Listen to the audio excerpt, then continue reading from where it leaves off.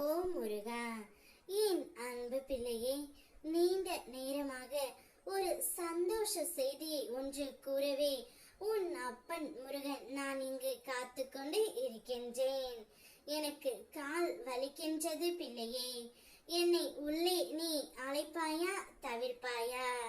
வாழ்க்கை என்பது நீ நினைக்கும் அளவுக்கோ அல்லது பயப்படும் அளவுக்கோ குழப்பம் நிறைந்ததாக இருக்கக்கூடியது அல்ல. ஒரு யதார்த்தத்தை நீ புரிந்து கொண்டால் அதுவே உன்னுடைய வாழ்க்கைக்கான மிகச் சிறந்த வழி. எது வந்தால் என்ன, நம்முடைய வாழ்க்கை இறைவனால் கொடுக்கப்பட்டது. எதுவுமே இங்கு நிரந்தரம் அல்ல பிள்ளையே. கஷ்டங்களோ சந்தோஷங்களோ எல்லாம் ஒரு நாள் வந்த வழி எதுவோ அதே வழியில் திரும்பத்தான் செய்யும். உன்னை எதிர்மறையாக்கும் எந்த ஒரு நிகழ்வுக்கும் நேர்மறையாய் மட்டுமே உன்னை வெளிப்படுத்து.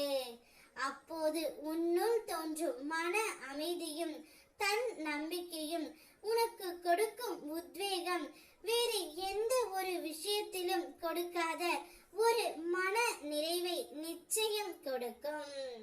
கஷ்டத்தை நினைத்து மட்டும் துவண்டு விடாதே. கஷ்டம் என்பது இன்று வரும் நாளை போகும். சந்தோஷமும் அப்படித்தான் பிள்ளையே. வாழ்க்கையை ஒவ்வொரு நிமிடமும் நீ ரசித்து பார்க்க வேண்டும். உன்னுடைய வாழ்க்கையை நீ ரசனையால் வாழ வேண்டும் தங்கமே.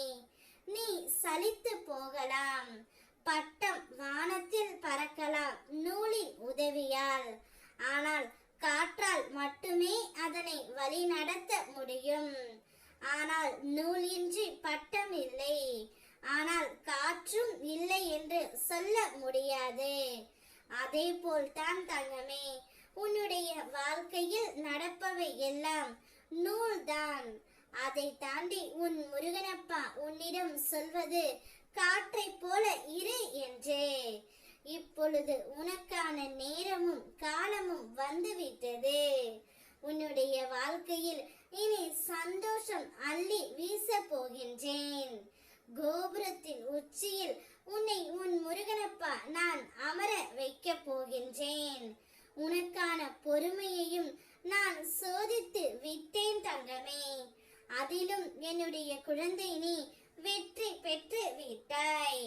காலம் கைகூடி வரும் நேரம் இது. நீ எதிர்பார்த்த இடத்தில் இருந்து நல்ல செய்தி ஒன்று வரும்.